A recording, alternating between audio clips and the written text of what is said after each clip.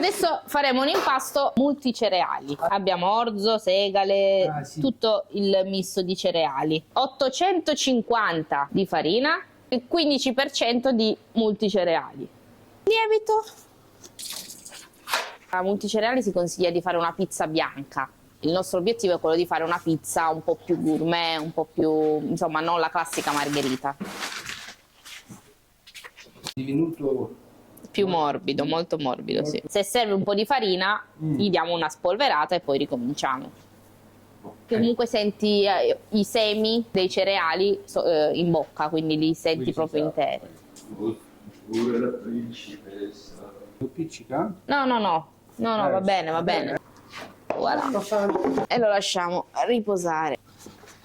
Adesso andiamo a fare lo staglio. Ormai sei bravo. Bella, bella, bella. Va bene, il movimento è giusto. Accettabile? Oui, oui, oui. Multicereali. Multicereali. Facciamo una focaccia. Il tempo sono rapido. Sono un po' piccola. No, no, va bene. Senti il gusto dell'impasto. Olio.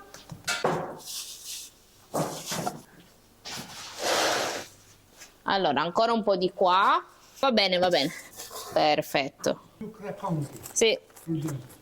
Questa qui invece ha l'impasto multicereali.